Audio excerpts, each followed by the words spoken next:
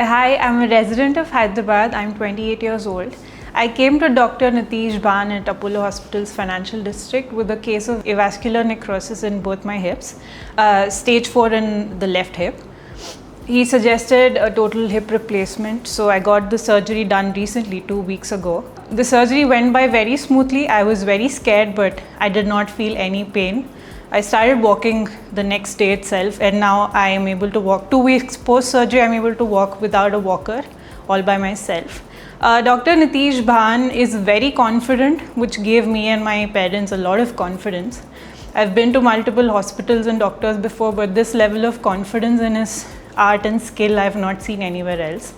Our stay here for 3 days has been really good. The staff was very attentive to us. Every hour they would come in and check on us, be it nurses, the admin group, the food and beverage department. Food here is really good, I should say. We did not face any issues. Our room was really good. The hospital itself is built like a 5-star hotel, if I might say. So it did not feel like a hospital at all. Quality-wise, really great. Thank you so much, Nitish Bhan, for bringing me back to normal, and thank you so much, Apollo Hospital's financial district.